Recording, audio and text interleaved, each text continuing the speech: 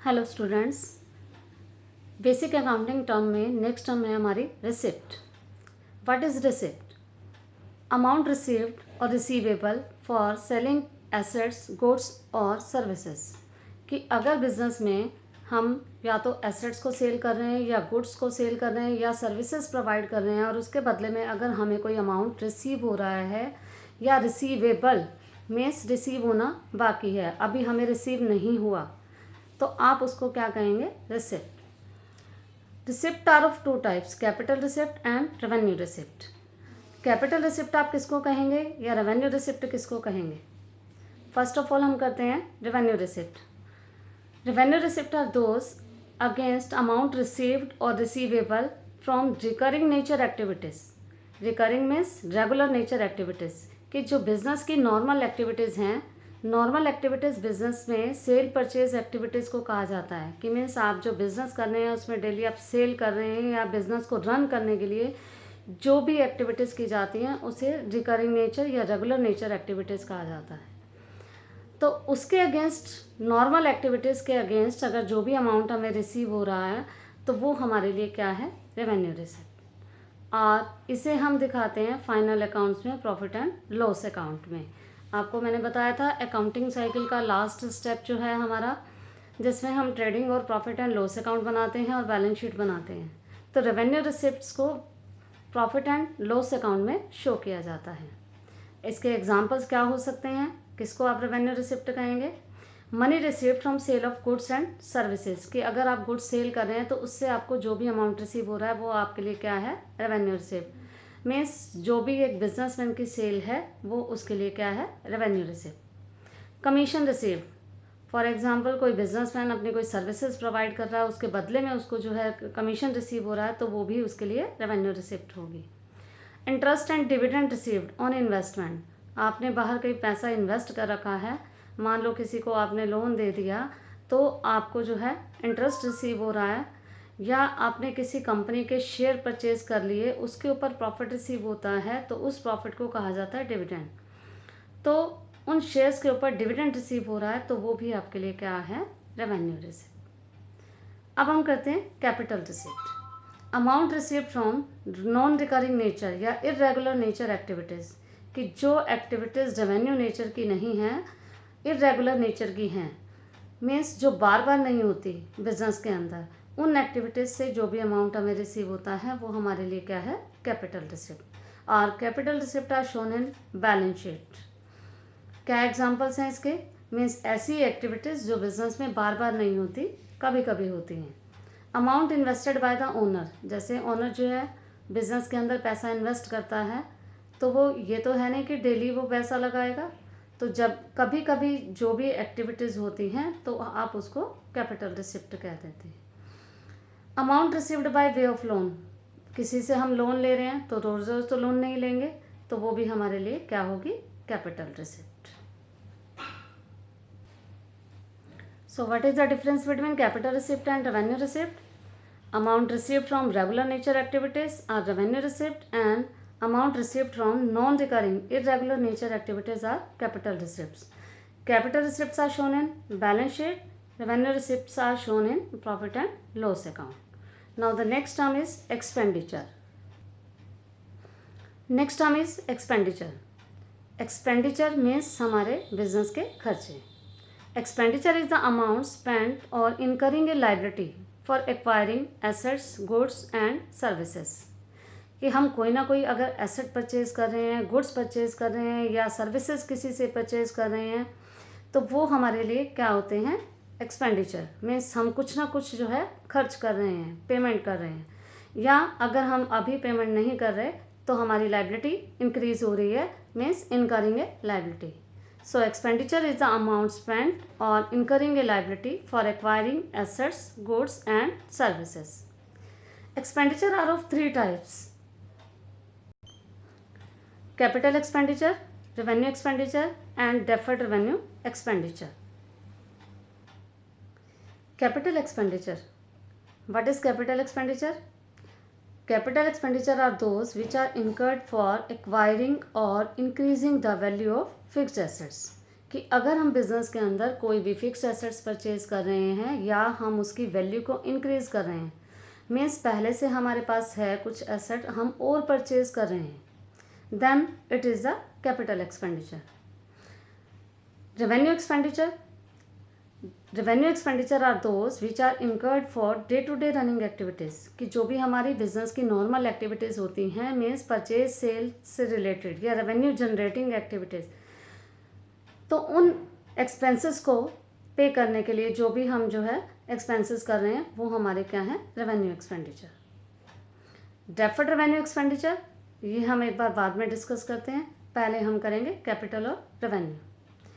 Both points are most important, receipts and expenditure, capital receipt and revenue receipt, capital expenditure, revenue expenditure, so understand carefully.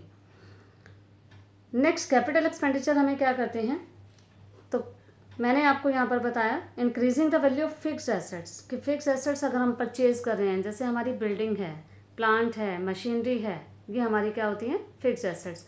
अब इन्हें purchase करने के लिए जो भी हम खर्च कर रहे हैं वो हमारे लिए कैपिटल एक्सपेंडिचर होंगे। इसी तरीके से revenue expenditure, day to day running activities, अगर मान लो हम गुड्स परचेज कर रहे हैं जिन्हें हमें सेल करना है, या हम किसी पर्सन को सैलरी पे कर रहे हैं, ऑफिस का रेंट पे कर रहे हैं, तो बिज़नेस की नॉर्मल एक्टिविटीज़, बिज़नेस को रन करने के लिए जो भी हम एक्सपेंसेस करते हैं वो हमारे क्या होते हैं, रेवेन्यू एक्सपेंडिचर। अब कैपिटल एक्सपेंडिचर, दोनों में हम डिफरेंस भी साथ साथ कर लेते हैं। Capital expenditure helps in increasing the earning capacity, हमारी अर्निंग कैपेसिटी को इंक्रीज करते हैं।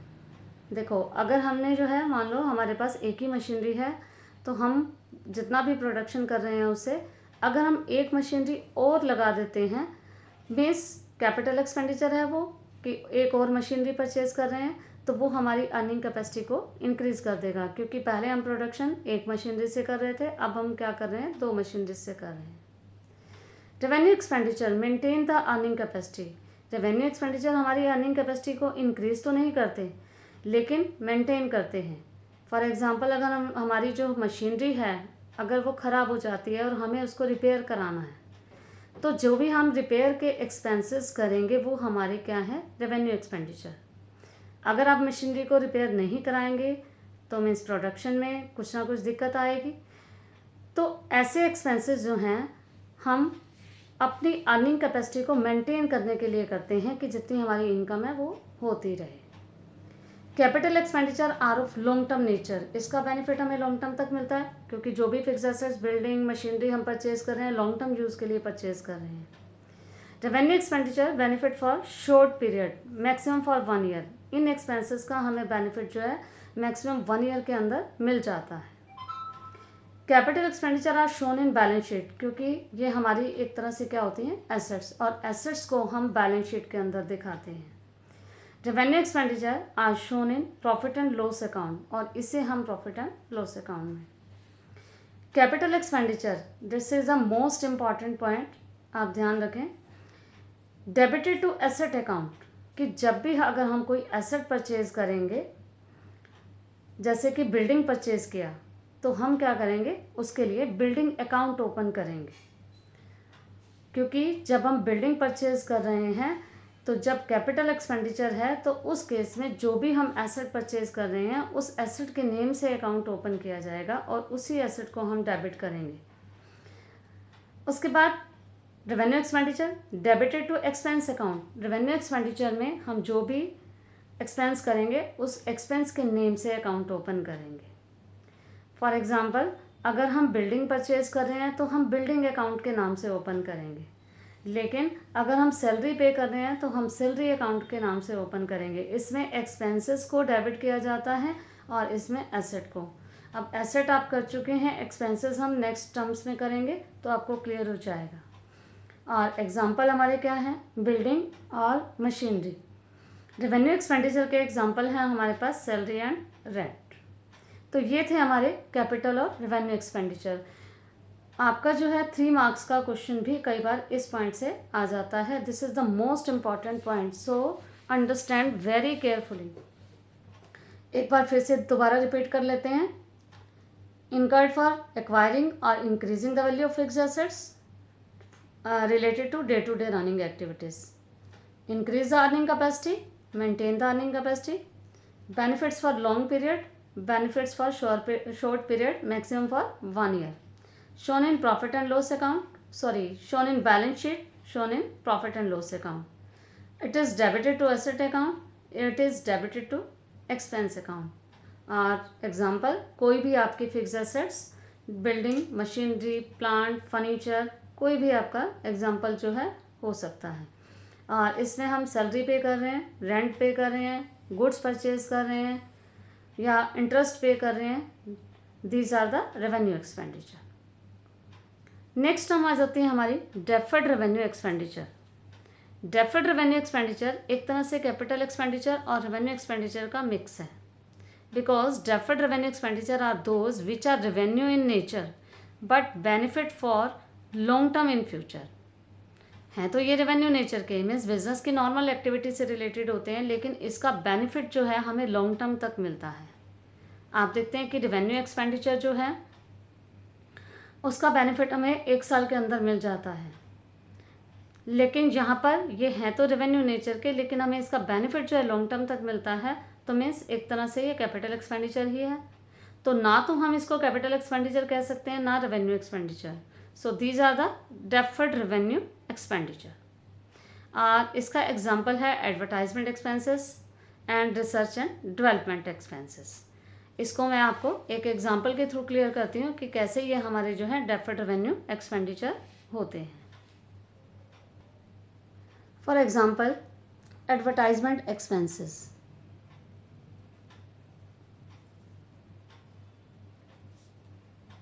अब एडवर्टाइजमेंट जो है हम क्यों करते हैं? बिजनेस की सेल को इंक्रीज करने के लिए। नॉर्मली देखा जाए तो ये क्या है, हमारे रेवेन्यू एक्सपेंडिचर हैं। अगर आप 1 साल के लिए एडवर्टाइजमेंट एक्सपेंसेस करते हैं तो वो हमारे लिए क्या होंगे? Revenue expenditure. लेकिन कई बार हम क्या करते हैं कि हमने बिजनेस स्टार्ट किया और फॉर एग्जांपल मैंने जो है 3 लाख जो है एक्सपेंसेस किए बिजनेस पे 3 इयर्स के लिए, मीन्स 3 साल तक के लिए मैंने एडवर्टाइजमेंट कर दी, 3 लाख खर्च कर दिए। अब ये एक्सपेंसेस जो है हमारे 3 इयर्स के हैं। अगर आप इसको जो है 1 ही साल के अंदर दिखा देंगे तो उस साल तो हमारे एक्सपेंसेस ज़्यादा हो जाएंगे और प्रॉफिट कम हो जाएगा, लेकिन ये एक्सपेंसेस जो है हमें आगे भी फ्यूचर में भी बेनिफिट देने वाले हैं। तो ऐसे एक्सपेंसेस को डेफर्ड रेवेन्यू एक्सपेंडिचर कहा जाता है तो रेवेन्यू नेचर के, लेकिन इसका बेनिफिट हमें लॉन्ग टर्म तक मिल रहा है। अब इसको हम अकाउंटिंग के अंदर कैसे शो करते हैं, कहाँ शो किया जाता है इसको? हम क्या करेंगे, जिन एक्सपेंसेस का जो बेनिफिट है हमें कितने साल तक मिलने वाला है, हम 1 ईयर के जो है एक्सपेंसेस निकाल लेते हैं। तो इसको हम 3 से डिवाइड करेंगे तो 1 लाख तो हमारे इस ईयर के एक्सपेंसेस माने जाएंगे, तो वो तो होंगे हमारे रेवेन्यू एक्सपेंडिचर। तो हम उसको दिखाएंगे प्रॉफिट एंड लॉस अकाउंट में, मीन्स पहले साल के एक्सपेंसेस जो हैं वो प्रॉफिट एंड लॉस अकाउंट में दिखाएंगे। क्योंकि यहाँ पर मैं आपको बता दूं कि प्रॉफिट एंड लॉस अकाउंट में सिर्फ 1 ईयर के एक्सपेंसेस शो किए जाते हैं, उसके बाद के एक्सपेंसेस शो नहीं किए जाते। अब बाकी के बचे 2 लाख, क्योंकि टोटल तो हमने 3 लाख खर्च किए थे, बाकी के बचे हमारे पास 2 लाख। तो 2 लाख को हम बैलेंस शीट के अंदर दिखाएंगे एज एन एसेट। तो हालांकि ये हमारी एसेट नहीं है, आप इसको कैश में कन्वर्ट नहीं कर सकते, ठीक है, कैश में कन्वर्ट नहीं कर सकते। फर्दर आप इसको कुछ सेल भी नहीं कर सकते, लेकिन फिर भी हम इसको एसेट में दिखाते हैं। तो एक तरह से ये हमारी कौन सी एसेट होती है, जो मैंने हम पहले आपको बताया था, नॉमिनल या फिक्टिशियस एसेट्स। एक बार दोबारा से मैं बता देती हूँ। फॉर एग्जाम्पल, आपने एडवर्टाइजमेंट एक्सपेंसेस किए 3 लाख। अगर आप सिर्फ 1 ईयर के लिए कर रहे हैं तो सारे के सारे एक्सपेंसेस जो हैं हमारे किस में शो किए जाएंगे? प्रॉफिट एंड लॉस अकाउंट में, और वो हमारे रेवेन्यू एक्सपेंडिचर माने जाएंगे। लेकिन अगर 3 लाख एक्सपेंसेस का आपको बेनिफिट 3 इयर्स तक मिलने वाला है, तो हम 1 ही साल के अंदर सारे एक्सपेंसेस को शो नहीं कर सकते। तो हम क्या करेंगे, जो 1 ईयर के एक्सपेंसेस होंगे, जितने साल तक भी उसका बेनिफिट मिलने वाला है उससे डिवाइड कर देंगे, और 1 ईयर के एक्सपेंसेस को हम दिखाएंगे प्रॉफिट एंड लॉस अकाउंट में। और जो बाकी एक्सपेंसेस हैं वो एक तरह से हम एडवांस में कर चुके हैं, तो वो हमारी क्या होती है? एसेट, और हम उसको बैलेंस शीट में दिखाएंगे। अब बैलेंस शीट में जो एसेट्स, ऐसी एसेट्स जिसका फर्दर आप उसको कैश में कन्वर्ट नहीं कर सकते, तो दीज आर द नॉमिनल और फिक्टिशियस एसेट्स। तो 2 लाख जो है हमारी फिक्टिशियस एसेट्स कहलाएगी। उसके बाद नेक्स्ट ईयर में हम क्या करते हैं, ऐसी एसेट्स को धीरे धीरे राइट ऑफ कर दिया जाता है, बैलेंस शीट में से हम इसको हटा देते हैं। कैसे करेंगे, नेक्स्ट ईयर में क्या होगा, इस 2 लाख में से 1 लाख जो है उस साल के एक्सपेंसेस होंगे। तो नेक्स्ट ईयर में 1 लाख जो है वो हम दिखाएंगे प्रॉफिट एंड लॉस अकाउंट में, और बाकी के 1 लाख जो है बैलेंस शीट में।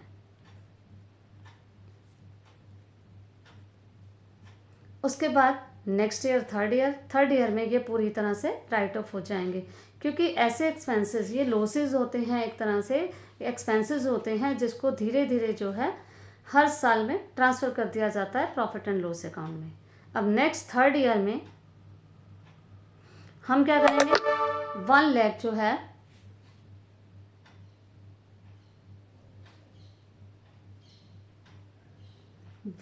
हम क्या करेंगे, next year profit and loss account में दिखाएंगे, और बैलेंस शीट के अंदर कुछ भी शो नहीं किया जाएगा, क्योंकि अब सारे एक्सपेंसेस क्या हो चुके हैं, राइट ऑफ हो चुके हैं। तो these are the deferred revenue expenditure. तो ऐसे एक्सपेंडिचर जिसका फर्दर बेनिफिट हमें लॉन्ग टर्म तक मिलने वाला है, लेकिन है वो रेवेन्यू नेचर के, तो डेफर्ड रेवेन्यू एक्सपेंडिचर उन्हें कहा जाएगा। और जैसे हमने एडवर्टाइजमेंट एक्सपेंसेस का किया, ऐसे ही रिसर्च के ऊपर भी कुछ भी एक्सपेंसेस हो सकते हैं। तो आज हमने डिस्कस किया रिसिप्ट्स एंड एक्सपेंडिचर। तो एक्सपेंडिचर हमारे क्या हैं, 3 टाइप्स के, capital, revenue expenditure, deferred revenue expenditure, and receipt are of 2 types, capital receipt and revenue receipt. Okay, have a nice day.